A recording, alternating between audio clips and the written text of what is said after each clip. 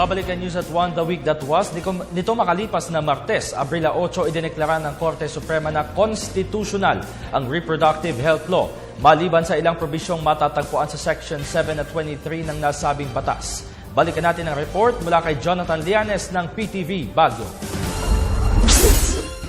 Makaraan ng ilang oras na deliberasyon hinggil sa konstitusyonalidad ng Republic Act 10354 o ang RH Law, palabas ng desisyon ng Korte Suprema sa kanilang unang araw ng deliberasyon sa kanilang taunang summer session sa lungsod. At sa 8 pahay ng desisyon ng Korte Suprema, ito ang kinalabasan ng kanilang masusing deliberasyon.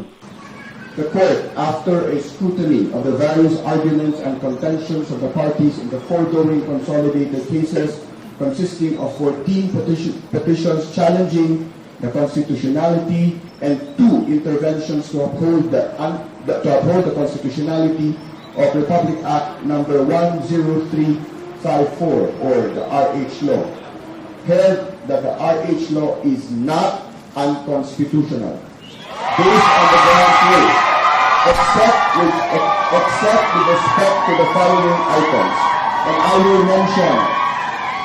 Ito naman ang nagudyat sa pagbubunyi ng mga pro-RH advocates makaraan ng pagpapalabas ng desisyon ng mga maestrado. Magaganaman muling iginit ng mga kataas-taasang hukom ang 8 puntos na kanilang nakitang unconstitutional. Una na dito ay ang pag-aatas sa mga privately at religiously owned health facilities at hospitals na mamahagi ng referral ng mga pasyente sa iba pang health facilities kabilang na ang mga minor de edad ng mga magulang na sumailalim sa miscarriage.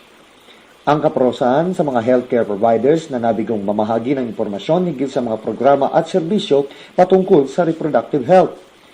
Ang pagbayad sa mga mag-asawang nais sumailalim sa reproductive health procedures. Ang kabiguang mag-refer ng mga healthcare facilities sa iba pang hospitals na malapit sa kanilang lugar. Ang kaparusang igagawad sa lahat ng mga public officers na hindi sumusuporta sa reproductive health. Ang pamamahagi ng libreng serbisyo ng reproductive health na hindi makakaabala sa serbisyong ibinibigay ng PhilHealth. Ang paggamit sa tinaguriang qualifier na posibleng kumontra sa nilalaman ng Section 4A ng RH Law. At ang kaparusang posibleng igawad sa health service provider na mangangailangan pa ng pagsang-ayon sa mga minor de edad. Kaugnay nito, pag-aaralan ng mga pro-RH advocates ang 8 puntos na itinuring ng mga maestrado upang mas maisayos pa ang nasabing batas. Kahit sila hindi pa nila nabasa yung full official text ng ruling ng Korte Suprema. Ang sa amin, yung kaya namin sa matamis na tagumpay na ito ay ibig sabihin, alam namin meron talagang solid na ipanalo ngayon at basehan para sa aming mga susunod na hakbang para kung anuman ang sinabi nilang bahagi ng mga probisyon o seksyon na unconstitutional ay magawan pa namin ng solusyon.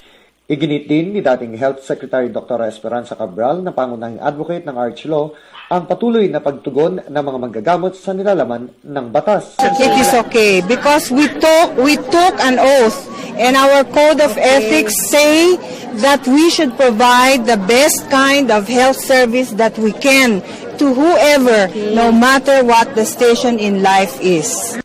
Mula sa Luzon ng Baguio para sa Telebisyon ng Bayan, Jonathan Lianes.